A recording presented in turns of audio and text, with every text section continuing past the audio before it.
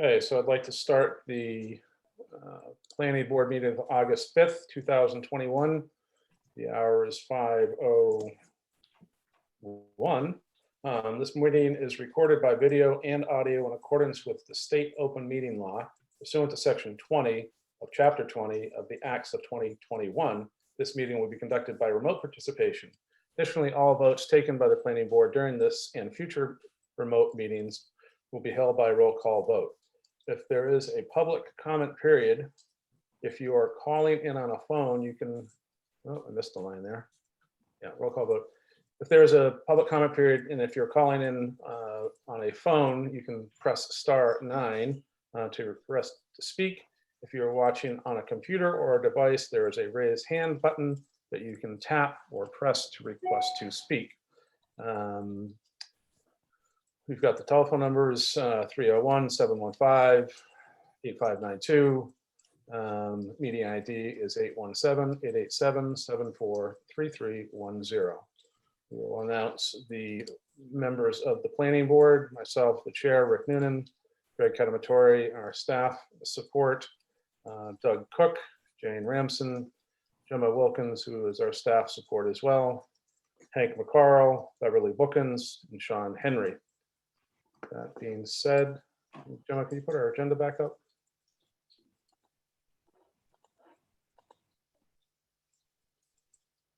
Thank you, ma'am. So the meeting is called to order. The introduction of planning board members and staff has been made. The consent agenda, first item is approval not required application submitted by Seaside Legal Solutions for John Carbone and Cheryl Carbone, or Carboni, depending on who you're talking to, trustees for the division of land at 7 Winona Road and 1 Waterman Road, assessors map 257 and 256, lot 103 and 36 respectively. I believe we have a representation here. Thank you. For the record, my name is Joel Pavaza. I am an attorney at Seaside Legal Solutions, 123 Main Street in Gloucester, here on behalf of the Carboni family. Greg or Gemma, if you'd be kind enough to throw the plan up. This is a really simple A&R. We're taking existing lot line that divides Dad's house from Son's house. We're making a jog to it, so that would be a little more room on Son's lot that will allow Son to construct an attached garage. Otherwise, no substantial changes. Dad's house stays the same. Dad's access stays the same. Son's house stays the same. Son's access stays the same. It's just a matter of moving that lot line over to create the necessary setback for the proposed garage. And we're looking for an endorsement on the plan. That approval is not required under the subdivision rules and regulations. Thank you, Joel. Seems pretty straightforward. Any questions from board members on this issue? Gemma, could you just run the cursor along the new lot line?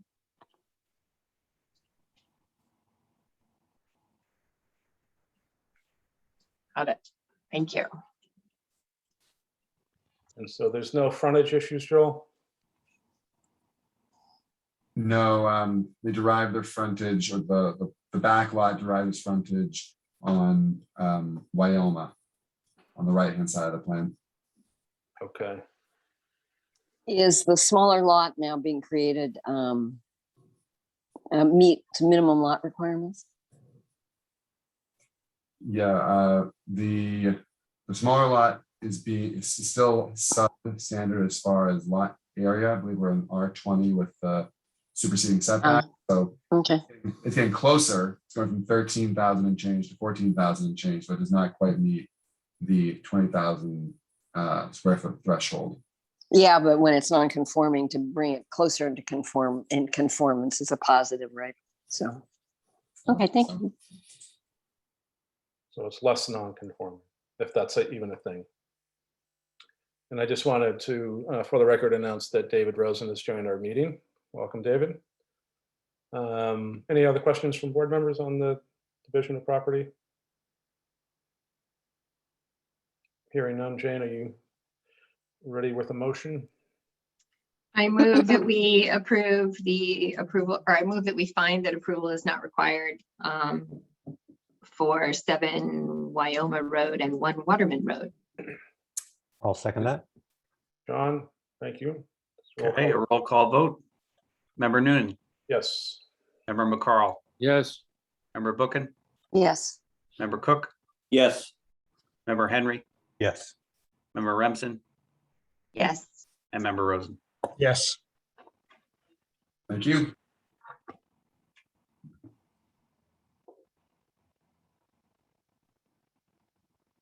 Thanks, Joel. Probably see you in a minute. Jim, if you don't mind putting the agenda up, my other computer is not working that fast right now.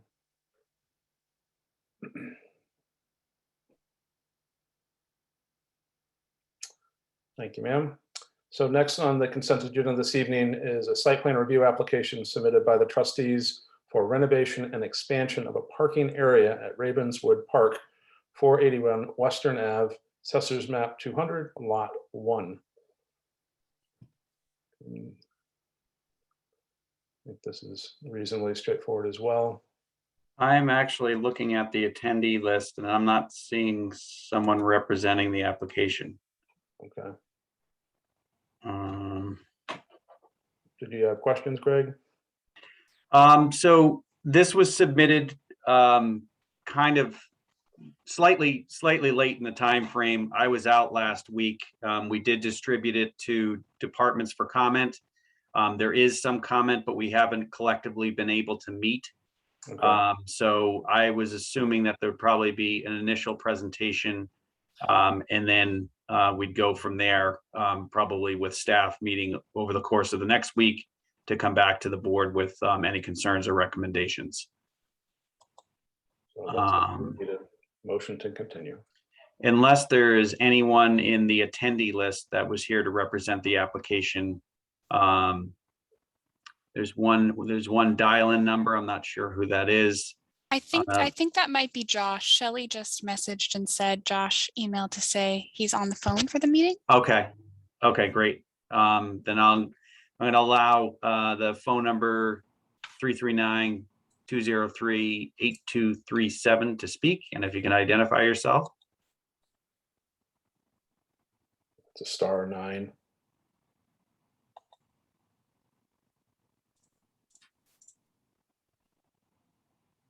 Hey, sorry about that, Greg. Josh here, trustee. Okay, there you go.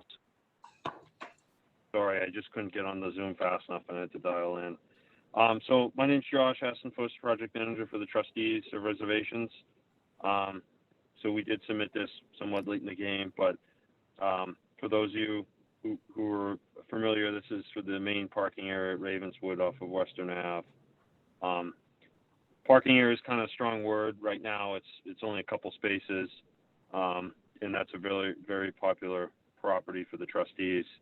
So before the CPA committee now is actually this project for partial funding. We won't get, I don't think we'll hear back till late fall, but we're hoping to be successful with that, grant award and, use some organizational funding as well to get this parking lot done, which will be a huge improvement for the visitors at Ravenswood. So it's a modest increase in parking. Currently, there's only about 4 to 6 spaces there. This is going to create an extension of 16 spaces and then formalize the existing parking area that exists and add 2 handicap spots.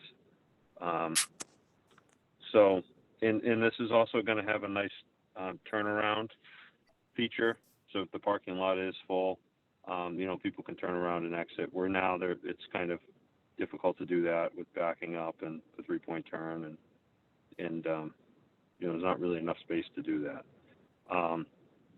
So the proposed parking area extension will be dense graded base. The existing parking area is asphalt now and remain asphalt. The site plan was drawn by I'm forgetting the name here, Dan from Mill River Consulting. And he did do the stormwater calcs and came up with a nice simple BMP for a proposed deep gravel infiltration area. Those calculations were based on some test holes that were machine dug. So he feels that this is an adequate stormwater plan. And we tried to minimize the grading on the site, both for overall site disturbance, but also, if you're familiar with the site, there's a lot of boulders and ledge out there. So this site plan works around the worst areas. And then I did create a simple landscape plan with some tree planting to restore some shade and some shrub plantings as well, but pretty minimal landscape plan.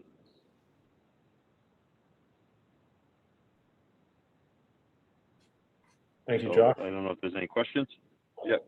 We'll turn it over to the board members. Yes, David. What's the proposed surface going to be? Is it going to be asphalt? or 3/4 something dense else? grade. So the existing driveway and parking area will remain asphalt. The new section will be a dense graded base. 3/4 minus dense graded base.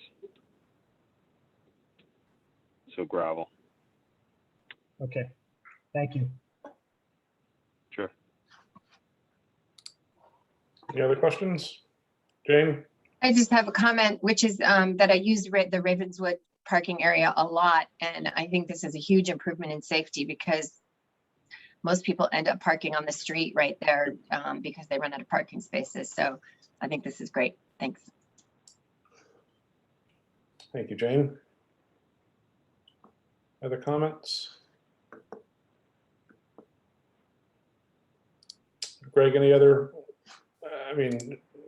Yeah, I mean, I think there's definitely been some preliminary comment from staff just about a little bit about the circulation. I'm just noting that, most of the parking that's being created is for compact space. So one of the questions I had asked was whether or not there was any real limitation kind of,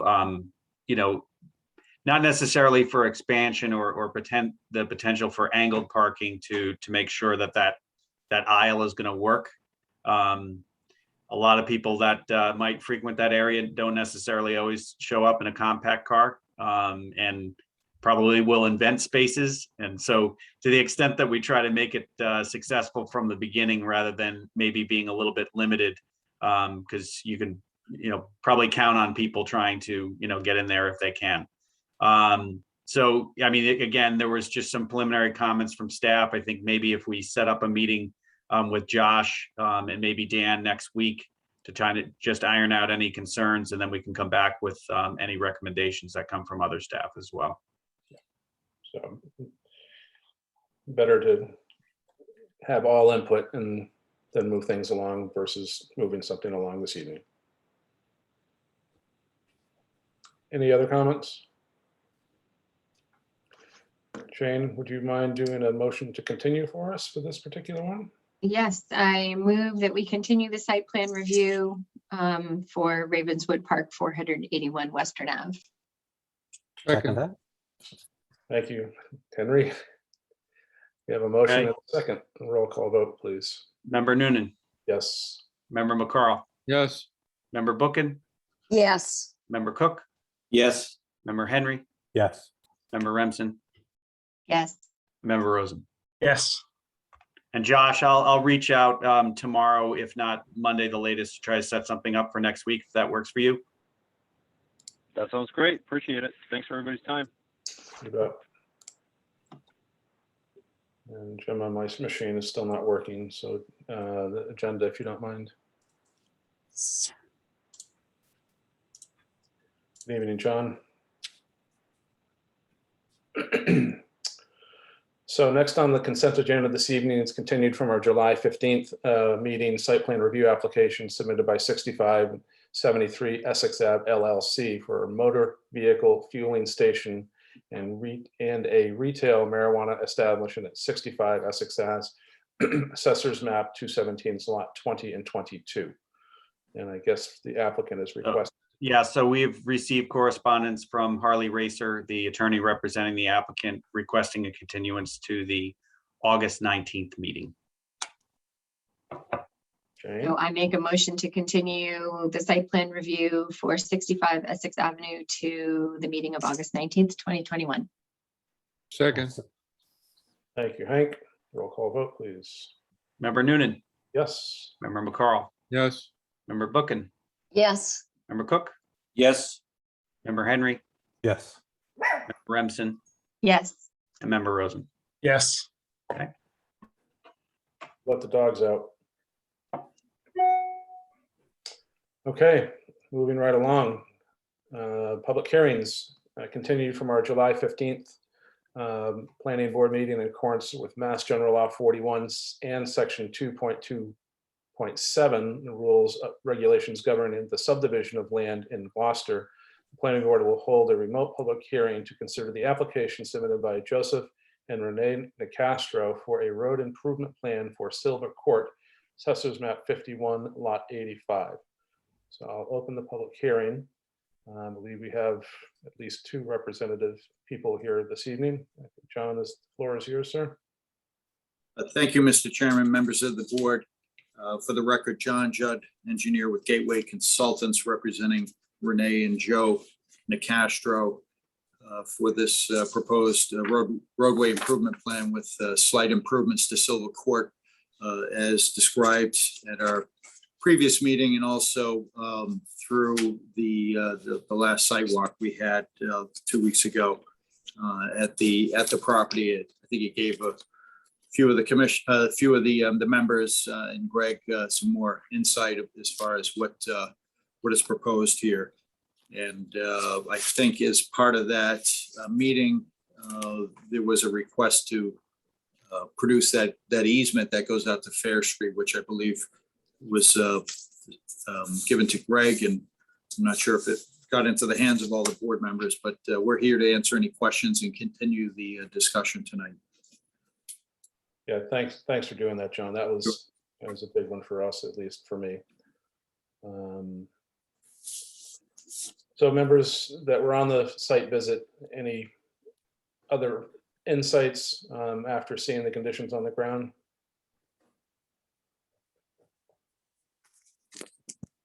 Jane? Greg, correct me if I'm wrong, because I'm going to walk through some stuff in the ordinances, but I visited the road and I felt that the adequacy of the road was clearly substandard. I noticed in the July 2015 ANR where Lot 1, which has become map 51, Lot 85, there's a note on the ANR that says Lot 1 shall not be considered buildable without further adequacy of access determination by the Gloucester Planning Board. So I would say, I would think that there is not adequacy of access there now, which I understand is why you're coming forward with a road improvement plan. But when you look at section 2.2.7 of the subdivision regulations, and you look at G, it says, based on the condition of the remainder of the subject road, as well as the conditions of the ways that provide access and egress to and from the subject road, the applicant may be required to make additional street improvements to the subject road to ensure adequate access. The nature of said improvements shall be determined by the planning board. So that says to me that we are allowed to ask the applicant to bring the whole road, or at least as much of it as possible, up to the adequate minimum standards. And Greg, am I right there? Am I correct? So, I mean, I think what was contemplated when these were created was the condition of looking at the frontage for the proposed lot. And then likewise, if there are, you can conceive of, there could be other impediments to getting to this lot that the board might consider some additional improvements as well. So it's fairly broad in terms of or I should say, non-specific in terms of what those things might be that may need to be improved. But you can imagine, for instance, perhaps in a right of way, private road in North Gloucester or West Gloucester that's, you know, very windy. It's a gravelly surface. And if there was a point where, you know, there was a physical impediment like ledge outcropping or boulder that really prevents, you know, really good access to a lot beyond, that you would not only look at the frontage of the lot, but maybe also things in advance of that, of getting to that location. So this is a challenging one because, you know, it's also a lot that's in the middle of areas that are already developed. And the notation on the plan, if I can, I'll share this briefly because I think I outlined this history as well. So we're looking at Silva Court, and you all probably came in from this direction and then maybe exited through that now easement that we have seen that's been supplied, that's been recorded. At the time of the filing for the creation of this 5189 that's highlighted, there was a pool within the right of way. And again, our assessors lines are approximate as they're laid over on top of the aerial. So at the time, the amount of pavement that was actually in the right of way crossing the frontage of this lot was fairly limited. It looks like there's a fair amount of pavement there, but a lot of that was actually on the lot itself. And if you look at the A&R plan, you kind of see that edge of pavement line that extends into lot 5189. So, you know, not only from a, you know, kind of an on paper thing, but literally on the ground, you'd be hard pressed to have a car be able to pass on the pavement that was within the right of way. So that was one of the reasons at the time that the applicant was accepting of that, understanding that they would have to be making additional improvements in this area to widen the roadway to make sure that it met the minimum standards of the board for road improvement, which are a 20-foot right of way, a 16-foot paved width, and then obviously to the extent that there needs to be any grading associated with improvements. In this case, it's fairly level. You know, and so we've kind of received a minimum approach of widening in this location and then widening in this location. In terms of, you know, there's also kind of a balance of, you know, for the addition of this lot, which is the applicant's, you know, what does the board require for adequacy to be established? So fairly long-winded to say, yes, you can look beyond the actual direct frontage of the lot. But the question is, you know, how far do you go with that? Right. And I just wanted to make one final point, which is that to the other abutters of Silva Court, that who I know have been upset by the condition of their road, that in the Code of Ordinances, in the Gloucester Code of Ordinances, in Chapter 21, Article 4, there is an article called Repair of Private Ways, and Silva Court is clearly a private way. It's listed by the city as a private way, and it discusses the right of the people, the abutters on the street, to petition the city to ask them to repave the road or whatever, fix it. And it talks about how it gets paid for and gets divided up by the abutters. So I don't know how the planning board's going to come down tonight, but I suspect that the road, you know, whatever gets decided won't be perfect in terms of the rest of the abutters, but there is a process for that. Just all I wanted to say. Thank you. Thank you for researching that, Jane. That was certainly a big discussion on the site visit. And one of the questions that I asked Greg to reach out to Mike Hale, DPW director, on, you know, the privacy versus the public part of Silva Court. And it's clear that Silva Court from Friend Street? From Friend Street, yep. Through to Fair is all private. Any other follow-up questions, David? So is Silva Court one way or two ways? It's not designated as a one-way. It's not designated as a one-way. Yep. Okay. I mean, it's clear when you're coming from Friend, there's no possibility of two cars passing each other. There's also no structural kind of until you get to the widening out, but I'm sure that's probably a daily occurrence of people looking up and down the road to decide when they're going to go for it. And the determination of whether something is a one-way road or a two-way road is made by whom? I mean, there are change of direction would probably be through Public Works and Council. Okay. You know, parking is regulated through the Code of Ordinances, which is governed by the City Council. Parking places as well. There was some discussion about whether or not there should be some limitation on Fair Street because of the turn exiting the easement area. Again, that would be a petition to the City Council to restrict parking as well. Okay. My impression, I was there earlier than the rest of the group at the site meeting. My impression is that it's clearly too narrow, certainly coming from Friend Street for two cars to be going past each other.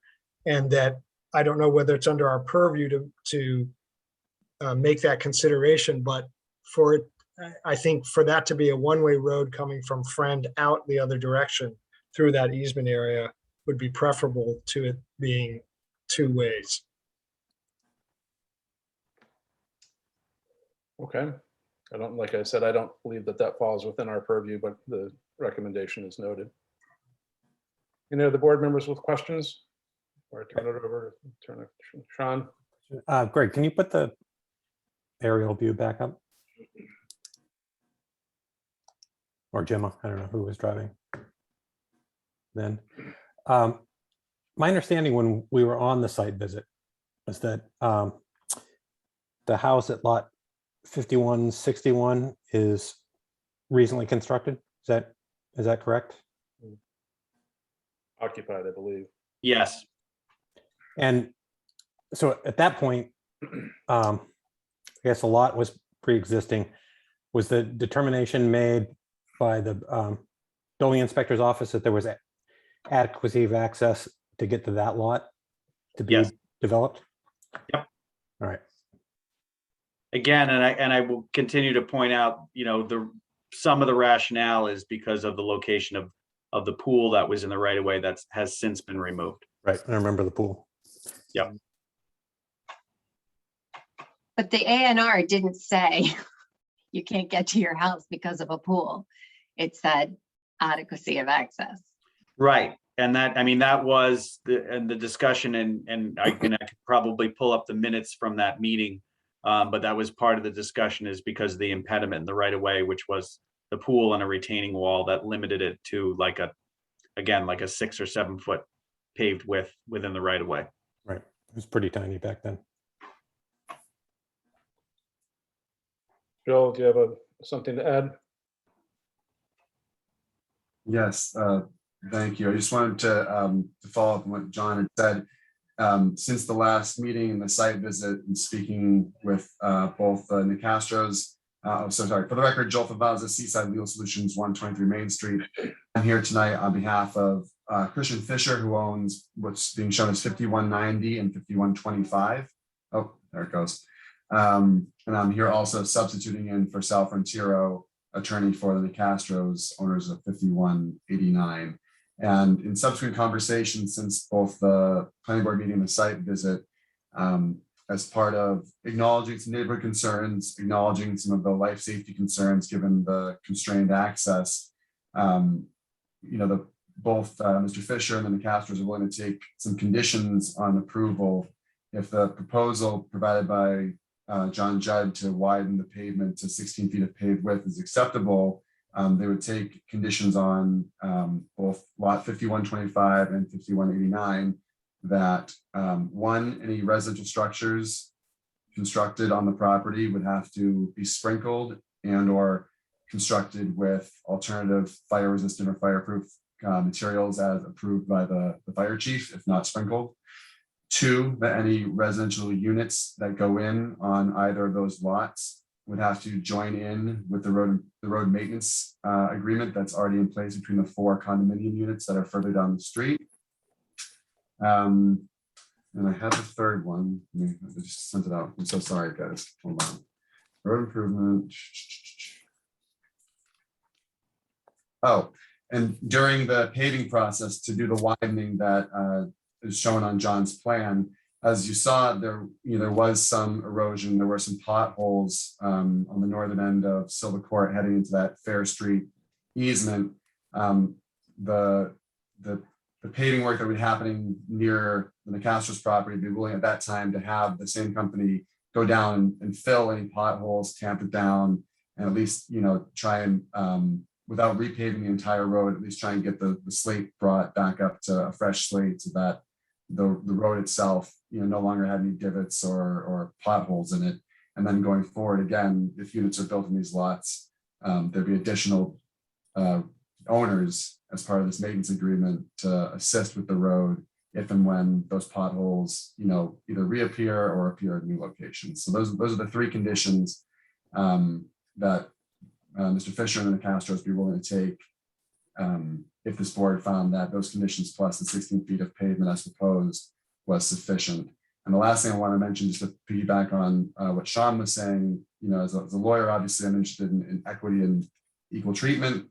And the narrowest part of this road, now the pool's gone, and now that the entire portion after the turn is proposed to be 16 feet, is the first part of Silva Court, and that's 12 feet of width. And again, this city, as recently as 2019, and then again in 2020, has deemed 12 feet of pavement width along Silva Court to be adequate access for brand new construction on that street. The real bugaboo has been the Nicastros pool that's gone, and John's plan widens it to 16. So once you get around that corner, it'll be at least 16 feet the entire way out to the 20-foot easement, which makes that portion of Silva Court we're trying to build on tonight, 33% wider than the entire remainder of Silva Court that's currently deemed buildable by the city as is. Thank you.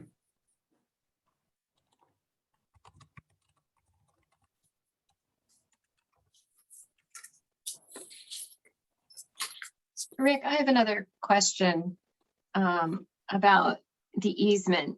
Did Greg disappear?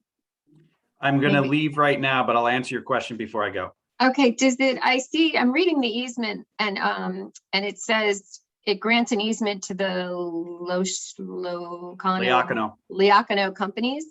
So does that mean that all of the residents of Silva Court have an easement over that property? I don't know. I don't think they all do. But I don't know that there's really an ability to really police that otherwise. Thank you. I will be right back, and hopefully when I leave, the meeting doesn't crash.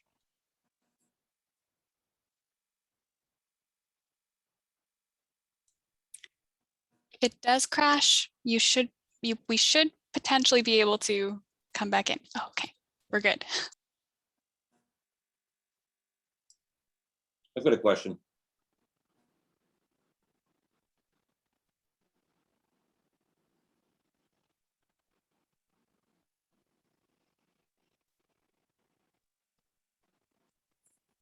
I'm sorry, Doug. Are you there?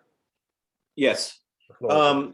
Was there or is there what kind of drainage is on that street? I know there's a big slope on that downhill side. Is there any considerations been put into drainage and whether that comes up to standards? All you, John. Okay, so as part of the condominium project, there was drainage put in, Doug. You can actually see it on the plan. The driveways each have a trench drain just before the garage. So everything that's in that side of Silva Court, which is the northerly side, is collected by those catch basins and then routed to an infiltration system that is on the properties of those condominiums.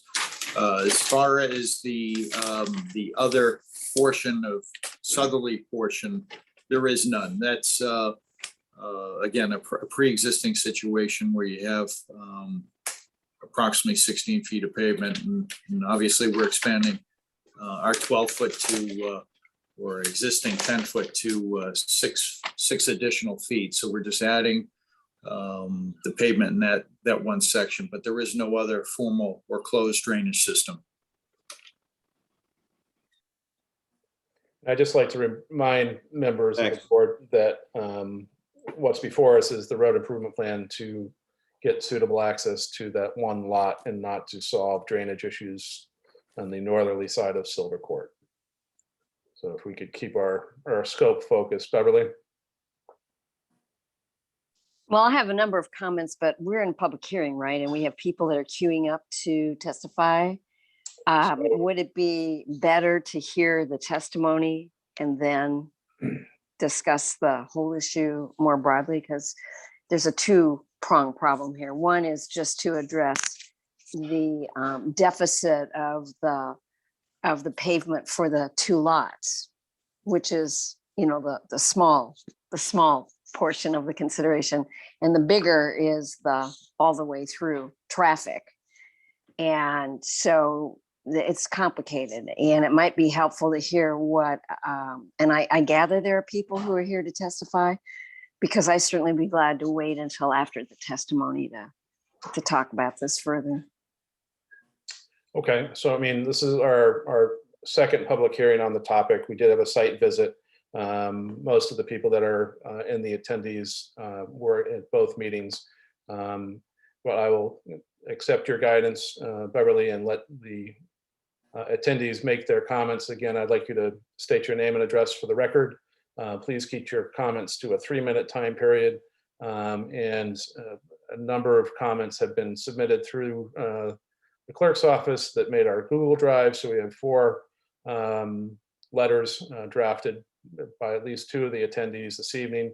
So if you have new or fresh information to submit to the public record, I would ask you to focus your comments on those. Other comments during the last public hearing and the written submissions have been duly noted in our public record. So please be respectful of people's time. So I think I might actually I don't have control. So Gemma, if you don't mind allowing Karen Ferrante to speak. Yes. Karen, you should be able to speak now. Okay, you can hear me, right? Yes, ma'am. Yes. Right. Okay, so I won't go beyond 3 minutes because I already documented my concerns not only once but twice. Some of the things, having listened to these comments today, I'd like to highlight just a few points. First is Joel referenced the road maintenance agreement. Since that still has not been addressed as being a legal document between the 4 houses and the city, it appears as though that's not really a document that can be referenced here, unless somebody from the city, DPW in particular, produces a document that references back to that agreement that's been an executed document. That has not been resolved. So therefore, the road maintenance agreement is really only between 23 and 27 Silver Court and has absolutely no teeth. That's the first comment I'd like to go on record as saying that's until that gets resolved, the rest of this really can't get resolved, because you can't join people into an agreement that may not really be an agreement. The other thing is with regards to drainage, there was a point in time where the city had required Liacono to put a $50,000 bond for drainage on this street to ensure that he brought it up to par, since it was subpar at that point in time. The reason why that bond was released, let me jog your memories, the reason why the bond was released, because at that point in time, 25 was potentially a buildable lot. That has since reverted back to its original state, and 25 does not exist. As a result, Liacono was given back his $50,000. Regardless of that money, if a road wasn't of standards in a situation before, giving him back his money and ignoring this doesn't make it suddenly an okay road to build additional buildings on. It's illogical. So for Christian's point, who owns 2 properties, who wants to build, my comment would be, if we held Liacono's feet to the fire for that, we should have to hold his feet to the fire. And part of what Liacono was responsible to do is to bring that road up to standards. And And so let's not ignore the fact that the road is substandard, and we can't, and just because we gave away the $50,000 bond back because of a legal situation, doesn't necessarily negate the fact that the road is suddenly in great shape. So last but not least is a thought I'd like to present is, now that you've got the easement, you really don't know what's going on with the easement. You really don't know who has the easement and who doesn't. And honestly, you really don't know who's going to take responsibility to make sure that that easement is maintained. So all of these are open questions, and ladies and gentlemen, and until those are answered, I can't possibly imagine how you can make a decision on this road today. That's all I've got to say. Anybody in the attendance list that would like to add something new to the record for or against the application for road improvement that's before us? Simply raise your hand electronically, or there's no phone callers, so.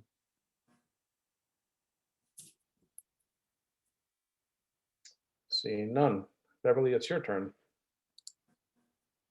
Okay, so in terms of issue number one, which is the short-term issue, which are these two buildable lots, the proposal to widen it to 16 feet seems to be a reasonable request in order to allow these lots to be built. I think that Joel raises the issue of equity, that other lots have been able to develop on this street even without this level of improvement. And so I think it's a matter of fairness to consider approving this, that those lots are developed. That's that more constrained piece of the puzzle. The problem with the road on Friend Street is that there's a choke point entering it, and there's no way to fix that. So to make a condition of approval that anybody who develops the two undeveloped lots are required to fix that, it's not fixable. I'm not sure it would be a reasonable condition of approval in any regard, but it's not. I mean, I may be wrong, but I'm just looking at the site plan, and it's what it is, given the two houses on either side. The third problem is the issue of the easement. Now, the good news is, because the easement has been established, at least we know that there's through traffic, this doesn't dead end at the end of Silva Court, that there is the potential of going through the easement. And I know there've been complaints that it's problematic because the easement means driving through a parking lot of an apartment complex to get to Fair. Is that right? Is that the right street I've got? Yes. And the talk about helping to, if there's a big pothole there and filling it, but there's the problem is that we can't create a condition of approval that has anything to do with that easement, because this property owner who is not being represented here, we can't impose a condition of approval on someone who's not a party to this, I believe. And we have an attorney here. You can, Joe, you might, talk about that. But first of all, we don't even know whether everybody on the street has access to the easement, or only a limited number of people do. But it's not within our purview to look at the quality of the access that the easement gives us, even though it does create some through traffic.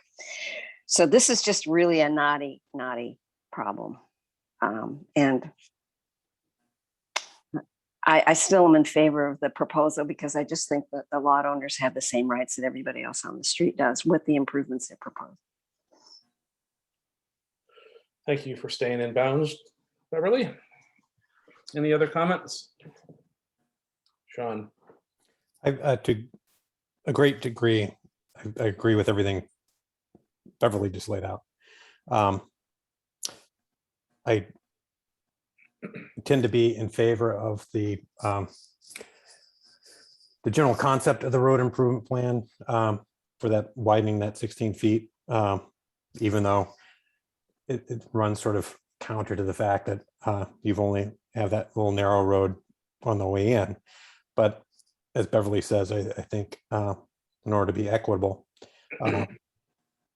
that I'd be hard pressed to deny the development of these two lots when the lot at the end of the narrowest part of the street was just matter of factly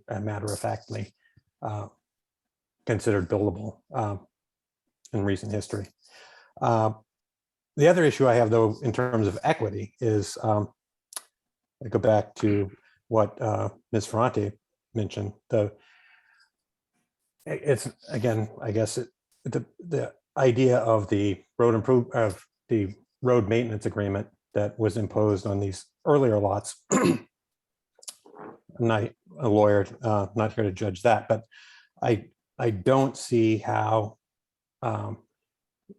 we can expect, or the applicants can expect, an approval for the minimal amount of road improvement that they're proposing to develop 2 new lots, when that very construction is going to significantly impact the roadway that theoretically these homeowners nearby are theoretically solely responsible for at this point. And I think as a condition of moving forward with this road improvement plan, I think they're the only way I'd be in favor of completely moving forward is if there was greater responsibility accepted from the developers of these 2 particular lots to take on the onus of improving the roadway to the degree that is required, and then ensuring that the roadway following construction is paved and brought up to minimal standards post-construction as well, and that you not rely on the folks who currently are in those 2 duplexes to chip in for what the damages will largely be the responsibility of the developers. That probably doesn't make a lot of sense, but that's my rambling points. Sorry. We get the gist, John. So I'll let Beverly speak, and then Joel can take a crack at it. Okay, so I did want to address the whole issue. The thing that really bothers me about this is a private road, and the fact that all along this private road, the collectively, the property owners haven't gotten their act together to do a maintenance agreement, which I would assume also includes shoveling it in the winter, and yet complain about the quality of the road, but they haven't collectively have an agreement that talks about how you improve the road, number 1, and 2, you keep it in, minimal operating condition. And because it's private, the property owners, the onus is on them to do that. Now, the city may come and make those repairs, but the property owners have to pay for it. And if you don't have an agreement to do that, then, this is a chicken and egg kind of problem. The road beyond these 2 properties, assuming we approve it and they bring it up, to standard for 16 feet along this very small frontage, isn't going to do a lot to improve the circulation on that street. And I'm not sure how we can condition those property owners to get a streetwide operating agreement or a management agreement with the neighbors if the neighbors aren't willing to cooperate. And so I just find this all very, very problematic.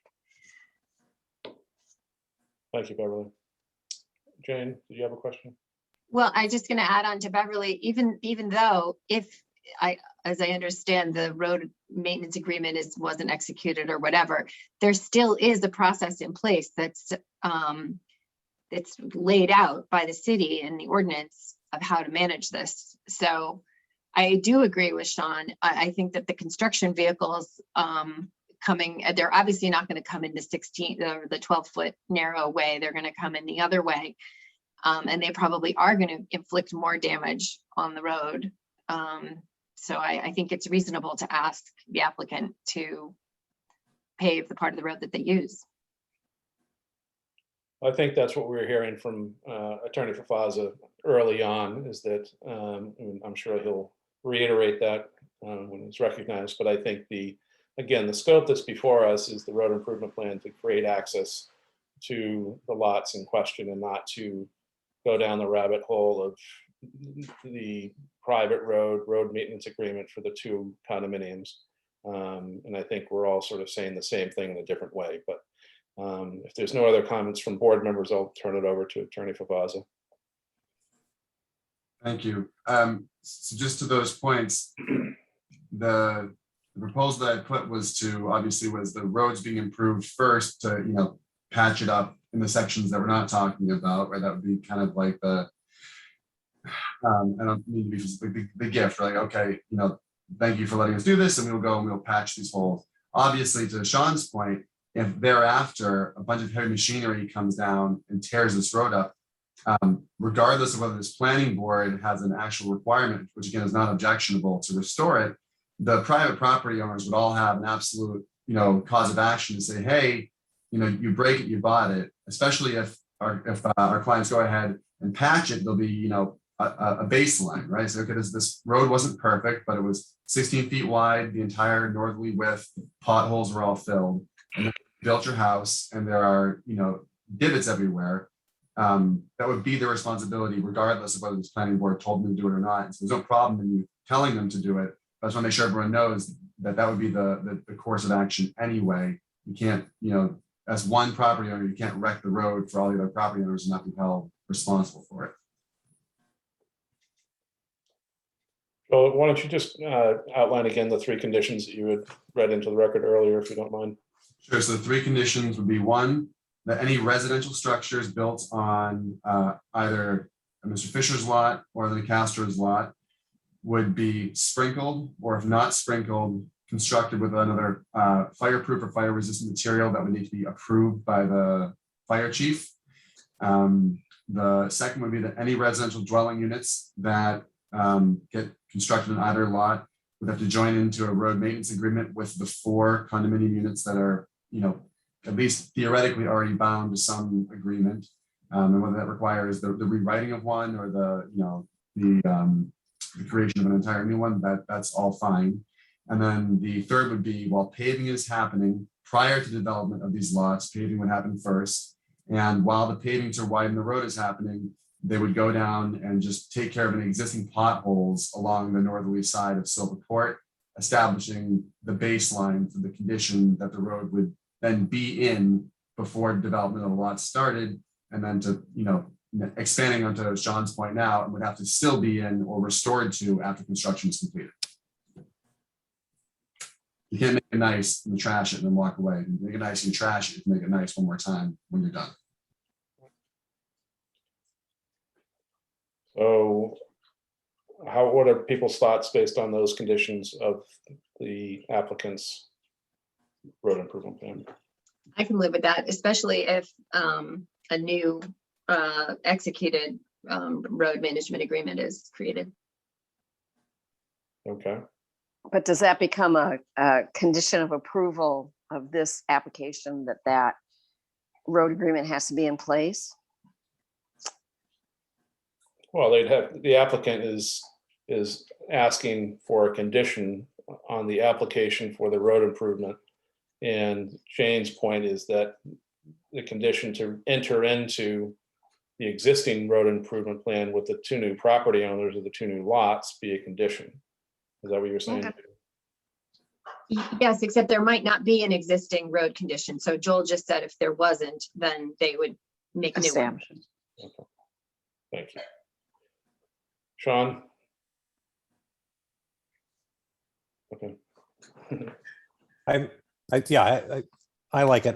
Again, acknowledging Joel's point that if they constructed the new homes and tore up the road and didn't repair, that would be actionable. I'd feel more comfortable if no action was actually necessary, if it was just a condition of the plan that, as Joel reiterated, it would be repaired when they were doing the proposed improvements, and it will be repaired post construction period. That it is actually in the condition. David, you're looking at approving. Yeah, I'm in agreement with both Jane and Sean on this. Okay. I know Hank wants to move the question, but Doug, do you have any other questions or comments? No, I like the direction we're moving. Okay, very good. So my only comment on this issue is that it's seems like a little bit of an overreach on a road improvement plan to condition the things that we've conditioned. I think that the applicant has demonstrated a willingness to do their best part to probably do more than they are required to. And to any of the attendees or the folks that are residents, I think this is a good opportunity to, when heavy equipment's there and paving equipment's there, you know, there, as a group, there might be a terrific opportunity to get more out of it than less. And so I'm generally in favor of the application for the road improvement plan as drafted and the conditions as stated. At this point, I think that we'll close the public. Oh, Greg, go ahead. I was just gonna, I think it would make sense to, I just want to think about the cadence of how these conditions are enforced. Joel seems to have enjoined the Fisher property in this in some ways. So I just want to understand, typically the levers are a building permit and then an occupancy permit for things to be established. The one that probably I agree with Beverly in a lot of ways, the tricky one is going to be the signing of some sort of road maintenance agreement, what form that's in. Is it a new one? Is it one that, I don't know what you had contemplated, Joel. But clearly if the improvements on the plan are going to be made prior to a building permit, that's an easy one. So again, it's fairly limited in terms of the two areas of pavement. And then there's this additional, potholes might be repaired at that point. And then I suppose there would be another future point, but again, we don't know if these two lots are going to be developed at the same time. So that's the part that I'm just trying to understand is at what point is there kind of this post inspection and then maybe additional improvement made. So I guess that was for you, Joel. Thank you. The one time I want to stay quiet, right? So I agree with you that obviously the initial paving of the road, the widening, you can hang up the building permits on that. So before the building permit's issued, the initial widening and repair work has to happen. And then I think that you could have the road maintenance agreement conditioned at the point of the first occupancy permit, regardless of which lot it was. By that point, you'd have to have everyone, in agreement and signed on. And then, I suppose the subsequent repair work would be triggered, you don't want to say by final occupancy because then someone could hold up, so maybe do final occupancy and or a set time after construction of the first unit begins, and something like that, right? Where you'd say, hey, listen, if one's going to finish up and then another one finishes up 6 months behind it, fine. But if it's going to be years between when the first one finishes and the second one finishes, within that year, you have to, fix up the road if you broke it while you're building it. And then if the next one develops later, they'd likewise be on the hook later if they break it a third time to, fix it again. Go ahead, Sean. I tend to agree with you, Rick. I think we're even though this road maintenance agreement, theoretically one exists or it existed with those duplexes. And I think it's a nice offer for applicants to get involved with it. I think though that because what Beverly and Jane have said is true also, that there's a mechanism for everyone on that street to petition the city, chip in, finance an improvement for all of Silver Court. And I think conditioning the approval of the building of these, improving the road to get these two lots in a developable state, and theoretically laying, even with the addition of these two lots, would only be on the 4 buildings ultimately, right? The two new lots plus these duplexes that exist now that theoretically somehow are bound by a road improvement agreement for, I would assume, just the little section of the road in front of their house. I think ultimately, to improve the entire road for that entire neighborhood and all those homes, that separate from this, that's for the neighbors to work out a long-term maintenance agreement on the road as a whole, and not burden, again, these 2 new applicants plus the 4 duplex owners with theoretically the repair burden for the entire road, and not having the rest of the roadway and those residents involved as well. Thank you, Sean. Jane? I'm sorry, Beverly. It's not even an equity issue. You can't impose a condition of approval on an applicant to do something that involves properties over which they do not have control. I mean, you can't say, as a condition of approval of developing these lots, you have to meet with your property owners and you have to facilitate a street-wide maintenance, because you can't ask them to control the conditions of their neighbors who may decide they don't want to participate. And so I think Sean's right. It's not, it just, there should be no condition in here about the road maintenance. I think the neighbors just need to get their act together and do it. And I think Joel points out that with 2 more owners, you then have more properties of which to spread the cost. Number one. Number 2, they're going to make some improvements along their property lines that bring it up to a standard that rest of the road isn't up to. So you're already starting this new maintenance proposal with an improved road, but only in that very small area. So I would not like to see a condition that says that that in any way conditions these 2 property owners to do this maintenance thing. Thank you, Beverly. Greg, has your cadence issue been answered? Well, I again, it was also to kind of flesh that point out in terms of, if you set a time horizon, and you know, unless there's a willingness of all the parties already, and if that's been established, great.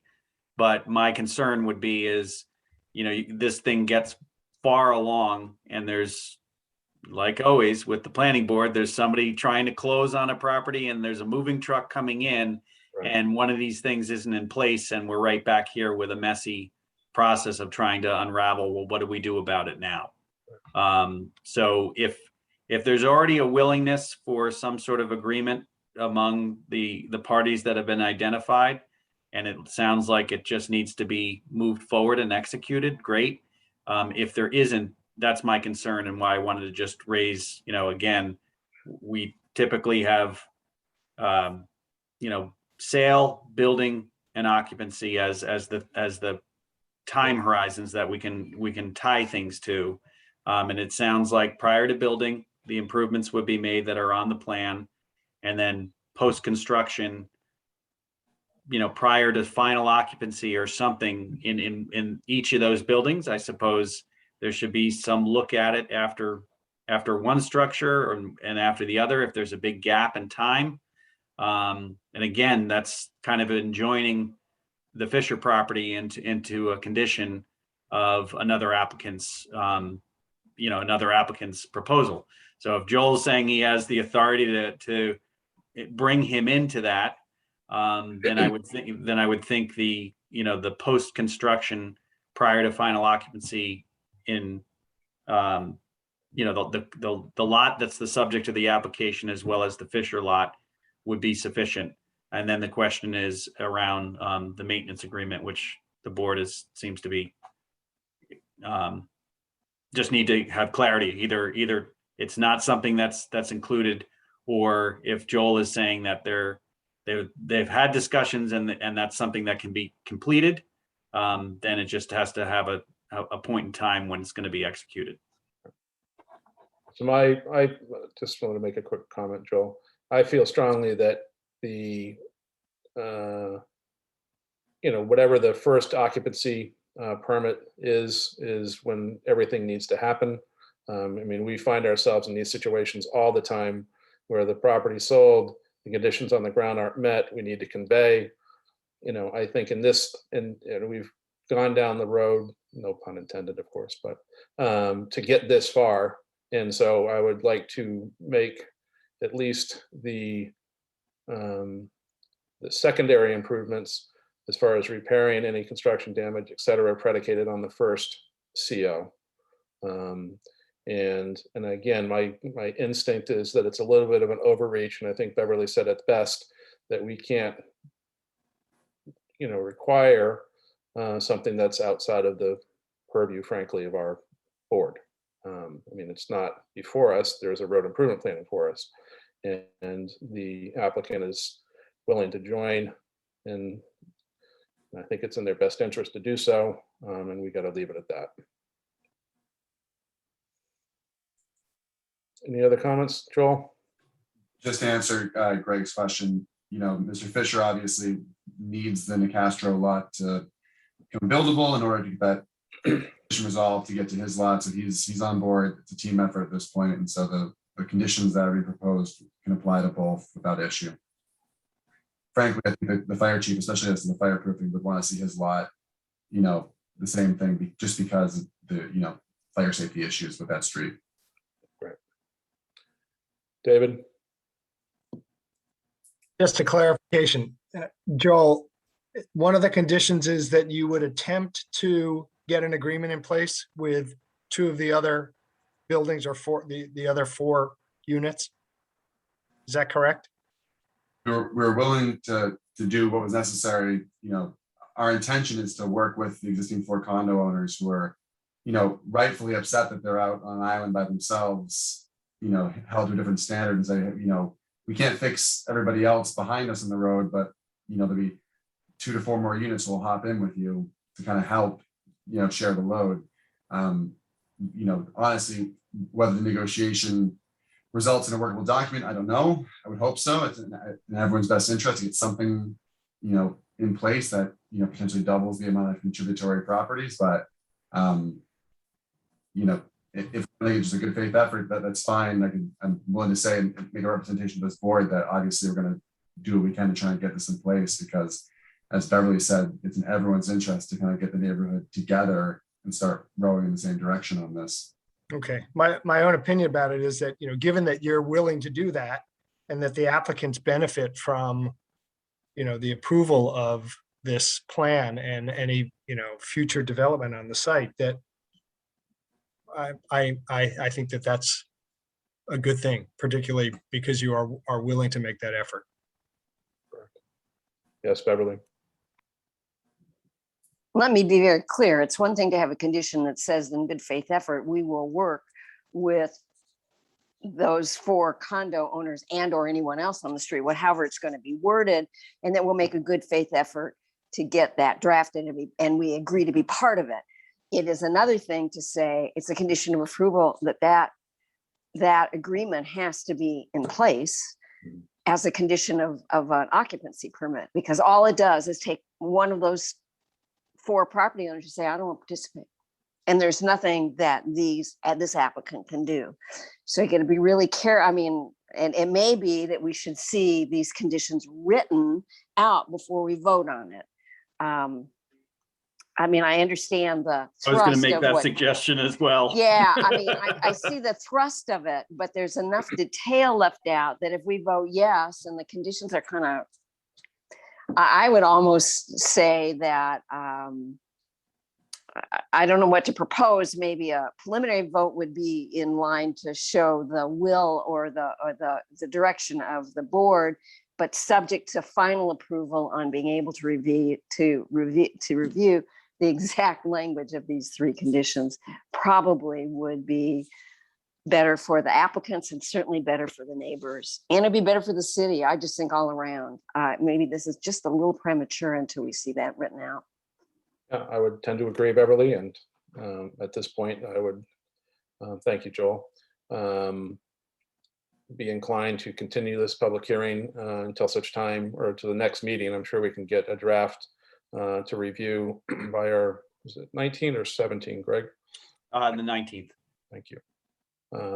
So if that's okay with John and Joel, we'll continue the meeting to the next regularly scheduled, and then we'll have something to look at on paper and everybody will be squared away. So, Thank you very much. Thank you, John. I make a motion that we continue the public hearing to the next planning board meeting on the 19th, you said, 19th. for Silva Court. Thank you. I'll second that. Thank you, Sean. We have a motion and a second. Roll call vote. Member Noonan, Yes, please. member McCarl, Yes. member Bookin, Yes. member Cook, Yes. member Henry, Yes. member Remsen, Yes. and member Rosen. Yes. Thank you. Have a good night. Thanks, John. Okay, under other business, we have a release of covenant on 165 and 167 Atlantic Road for completion of a common driveway. Greg, I'll let you fill us in. Bear with me one second.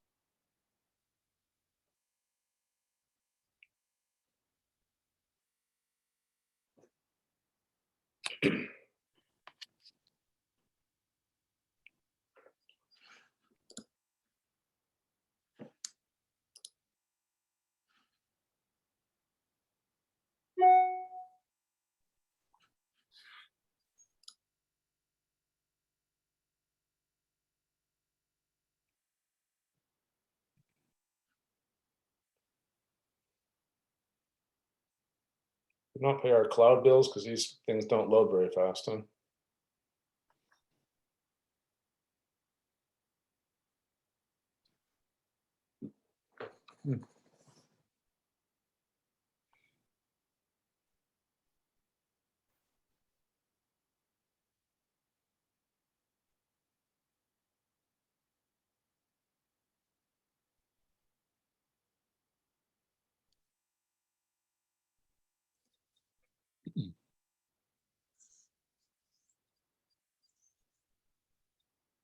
It's a little better. Greg, you're muted. Wow, I was talking the whole time. I'm sure it was awesome. So we received a request for a release of covenant for, there's a common driveway special permit issued by the board for 165, 167 Atlantic Road. The engineer, the design engineer issued a letter of certification that's been constructed according to the plan to binder. I've been to the site. It is, the entire layout and turnaround are in place. Units are coming to market on one of the lots. The other is still under construction. So as allowed by the covenant, they can get release, and it will be prior to the occupancy of the second building that they will complete the top coat of pavement. So it's they were doing a very good job out there. As you've seen, there's 4 new structures along Atlantic Road, and the 11 unit project is also under construction in the rear. The foundation have gone in. So there's no objection to the release of the lot or the units as have been proposed. And this is lot 3 and 4. So it is too many windows open. I'm not muted, right? No. Okay. Okay. I can't see you while I'm going around in the folders. It's the July 29th letter. Yeah. So this is the request for the release of lot 3 on the plan of common driveway dated November 3rd, Okay. 2020. Okay. How's your motion? Greg, on that ortho photo, can you just point that out on the ortho photo? Sure.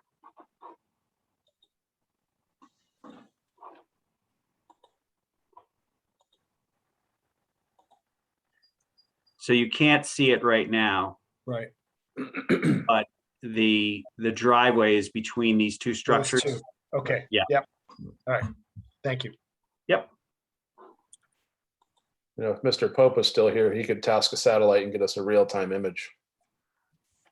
So Greg, we're just releasing lot 3. Just lot 3. So lot 4 is still under the covenant, and they will request release and completion of the driveway prior to the first occupancy in that building. Thank you. It's all up to you, Jane. So I move that we approve the release of lot 3, or release of the covenant on, no, release the lot on 165 and 167 Atlantic Road, except maybe it's only one of those. I'll The second duplex. Jane's motion. The covenant for the common driveway serving 165, 167. It's a duplex, Jane, that's why. Oh, sorry. Thank you. Yes, that's exactly You got it. to get over to East Gloucester every once in a while, Jane, you know. Sorry. You can just tell from the photo that it's a duplex. But Right. So we do have a motion. I believe Mr. McCarl has seconded that motion. We will have a roll call vote. Member Noonan, Yes, please. Member McCarl, Yes. Member Bookin. Yeah. Member Cook, Yes. Member Henry, Yes, sir. Member Remsen, Yes. Member Rosen. Yes. Okay. Fantastic. So next on the agenda is approval of minutes. We have 3 sets hanging out there, starting with April 1st. And that's not a joke. People had a chance to review the minutes. I just had one question on the minutes. I thought they looked great and there weren't any typos or anything, but there's no reference to planning board discussion. And I noticed in the lawsuit that was brought against the school committee for the school, that one of the criticisms was that there was nothing in the minutes about what the school board had discussed or the pros and cons or anything like that. So I'm just bringing it up. Do we need to at least put in a statement that we discussed it, or that we, I don't know. Didn't discuss it. I guess, is there a particular matter that you're referring to? Well, I know there was discussion about most of the matters. I didn't, no, I don't have a particular matter that I'm referring to, but some of them were meatier than others. And some board members, you know, brought up particular points before we arrived at a conclusion. Mhm. And I don't know if any of them were ever brought to lawsuit, but shouldn't there be some defense for some of those decisions? Like we made them because we you know. thought a Yeah, I certain mean, way. I think there's also the decision as well. So typically there's a reference back to standard being applied. I can tell you right now, there's 5 people doing minutes. So you're not going to have very much consistency for a while because we're trying to catch up on the backlog. So, you know, the clarity of the motion and the vote is most important. But, you know, if there was something in particular that was objectionable for a denial, then that's where, you know, we pay particular attention. Otherwise, if there's, you know, an acknowledgement of you know, compliance with standard for approval, you know, that I think that satisfies, you know, the requirement of probably the discussion. But we do try to kind of focus on some of those areas that are particular in terms of, if somebody says, I believe I'm going to vote for this because, and it's you know, referencing a standard or some part of a submission, then we'll try to capture that. Greg, to Jane's point, how long are these recordings of meetings? So there's No. no requirement for them to be retained after minutes are approved. And I don't know that there's really, I don't know that they're going to be retained forever. So they're posted right now, but I think once the minutes are available, they can be disposed of. So if there was a suit, then the minutes are the only record. Right. Right. Yep. whereas these recordings actually would have all the discussion in them. Mhm. But didn't in the past, didn't we maintain the audio recordings when we were taping the? Yeah, I don't know if it's something, my understanding is they don't have to be retained. Once the minutes are approved. But I mean, it may also be, they may not be posted, but they might be, available as archive. But we're trying to get to the point of, at some point, and it's probably going to be, next April, we have to have sets of minutes for all these meetings.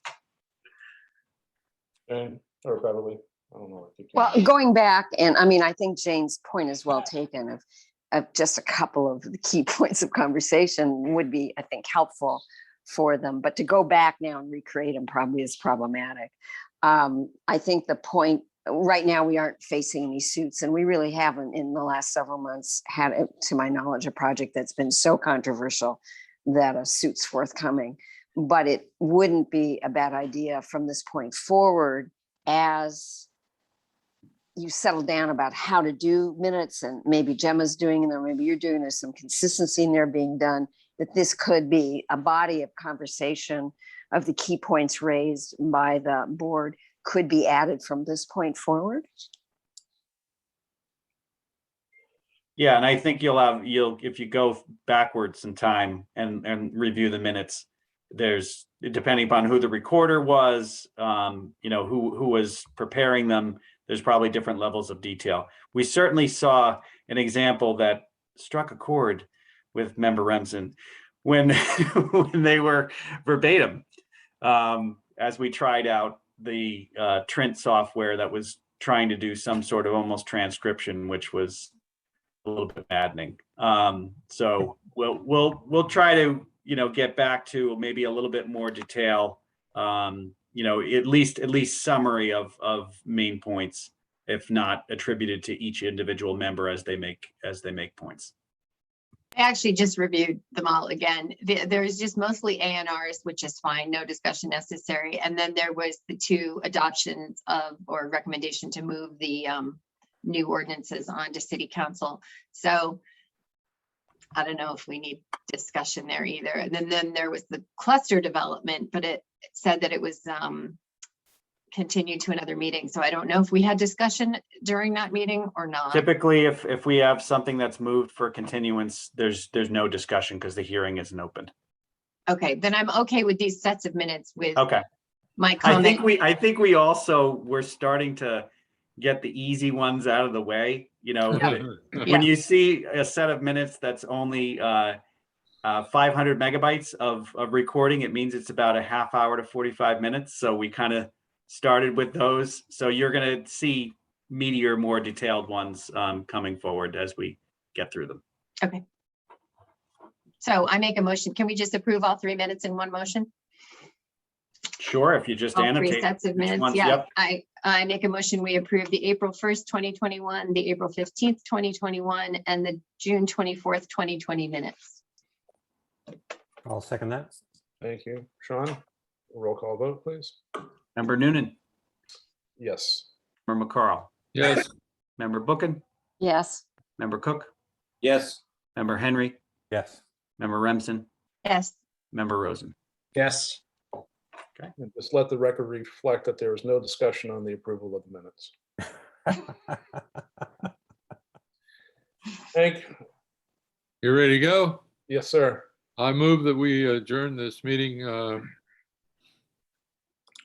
So our next regularly scheduled meeting will be the October, about August 19th of 2021. Did we get a second on my motion there? I'll second. Thank you, Beverly. Roll call vote, please. Okay, good night, everyone. Member Noonan, Yes, please. Member McCarl, Yes. Member Bookin, Yes. Member Cook, Yes. Member Henry. Yep.